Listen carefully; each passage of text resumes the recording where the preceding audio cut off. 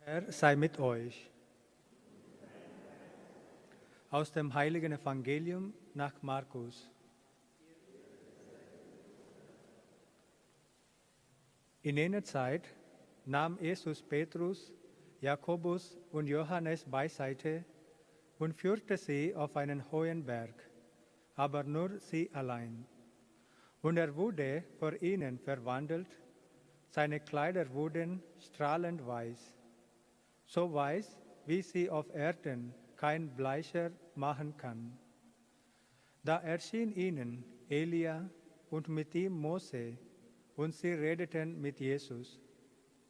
Petrus sagte zu Jesus: Rabbi, es ist gut, dass wir hier sind. Wir wollen 3 Hütten bauen, eine für dich, eine für Mose und eine für Elia. Er wusste nämlich nicht, was er sagen sollte, denn sie waren vor Furcht ganz benommen. Da kam eine Wolke und überschattete sie, und es erscholl eine Stimme aus der Wolke: Dieser ist mein geliebter Sohn, auf ihn sollt ihr hören. Als sie dann um sich blickten, sahen sie auf einmal niemanden mehr bei sich außer Jesus. Während sie den Berg hinabstiegen, gebot er ihnen, niemandem zu erzählen, was sie gesehen hatten, bis der Menschensohn von den Toten auferstanden sei. Dieses Wort beschäftigte sie, und sie fragten einander, was das sei, von den Toten auferstehen. Evangelium unseres Herrn Jesus Christus.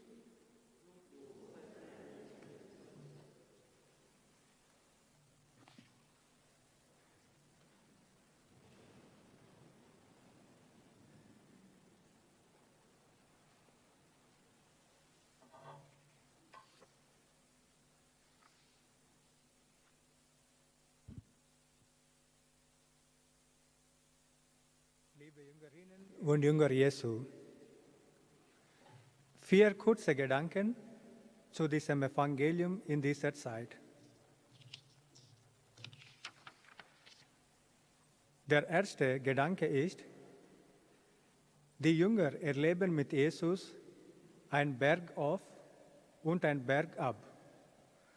Heute erleben sie bei Markus einen strahlenden Jesus, 6 Kapitel später den gekreuzigten Jesus. Das Leben mit Jesus ist ein Berg, eine Berg- und Talfahrt. Trotzdem bleiben sie bei ihm, weil sie ihn erleben dürfen als den Auferstandenen, der bei ihnen ist, bei allem auf und ab. Das dürfen wir mitnehmen aus diesem Evangelium. Jesus, der Auferstandene, geht mit uns gerade durch diese Zeit, wo Corona vielen von uns schwer zu schaffen macht. Gerade in dieser Zeit, wo die Kirche Jesu gar nicht strahlend dasteht. Der zweite Gedanke ist, statt den himmlischen Augenblick zu genießen, entwickelt Petrus Baupläne. Er freut sich nicht an den göttlichen Geschenk. Er will es gleich festhalten. Oh, das ist der Petrus und sein Zeitgenosse. Beobachten Sie einmal sich selbst. Schauen Sie den anderen über die Schulter. Da steht ein köstliches Essen auf dem Tisch, an dem man sich bestens freuen kann. Und was macht so mancher Zeitgenosse? Er nimmt nicht Gabel und Messer in die Hand, sondern zuerst das Handy und fotografiert das Essen. Dabei wäre es so schön, wenn unsere Augen und Sinne sich einfach erfreuen würden an dem wunderbaren Essen, das vor uns steht und gegessen sein will, solange es noch warm ist. Oder ein kleines, kurzes Dankgebet, als ein bewusstes Tun in der Fastenzeit. Es markt ein Essen zum Mahl. Aus diesem Evangelium dürfen wir mitnehmen: Genieße die großen und kleinen himmlischen Augenblicke, ohne dein Handy dazwischen zu schieben. Der dritte Gedanke ist, dieses Evangelium erzählt uns von den strahlenden Gesichtern der Jünger, denen solch ein mutmachendes Erlebnis geschenkt wurde. Entdecken wir auch in den kommenden Wochen die strahlenden Gesichter, wenn ein Kind froh uns berichtet: Ich darf wieder in die Schule, in den Kindergarten. Wenn Geschäftsleute erlöst feststellen: Ich kann meinen Laden wieder öffnen. Dieses Evangelium lädt uns ein, die vielen strahlenden Gesichter zu entdecken und uns mit ihnen zu freuen. Dieses Evangelium macht uns Mut, mitzuhelfen, dass es in den kommenden Monaten viele strahlende Gesichter gibt, weil wir erlöst feststellen: Die Pandemie haben wir hinter uns, mit Jesus, dem Auferstandenen, an der Seite. Der vierte und letzte Gedanke ist: Und er wurde vor ihren Augen verwandelt.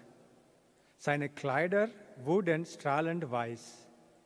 An diesem Satz blieb ich hängen. An der Farbe Weiß blieb ich hängen.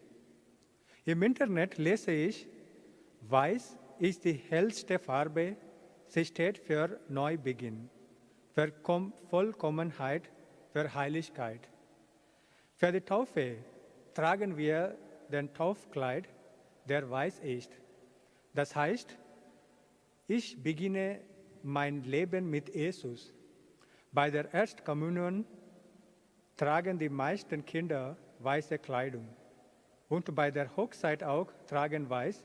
Es bedeutet, dass die Farbe Weiß ein Neuanfang ist. Weiß ist die Heimat des Lichtes. So sagt man in meiner Heimat Indien. Weiß ist die Farbe der Brahmanen. Habe ich richtig ausgesprochen, oder? Ja. Sie steht für Reinheit und Klarheit.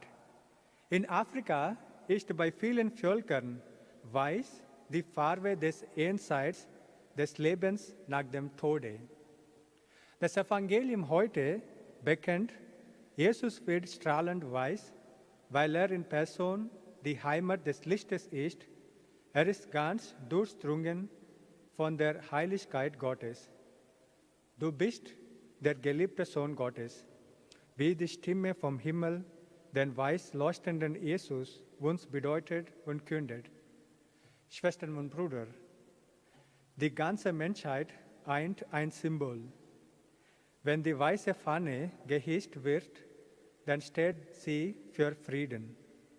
Jesus wird strahlend weiß, weil durch ihn Gott uns seinen Frieden schenkt, einen Neubeginn wagt durch seinen Sohn, der durch Kreuz und Auferstehung den Weg uns frei macht, in die Heimat des Lichtes, in die Freude des Paradieses, zur ewigen Feier des Hochzeitsmahls. Sein Weiß, seine Liebe wurde uns angezogen im weißen Taufkleid. Sein Weiß, sein Licht erfüllt uns mit jeder Kommunion. Sein Weiß, seinen Frieden wünschen wir einander in jeder Messe. Sein Weiß, seine Treue trägt uns bis in alle Ewigkeit. Amen.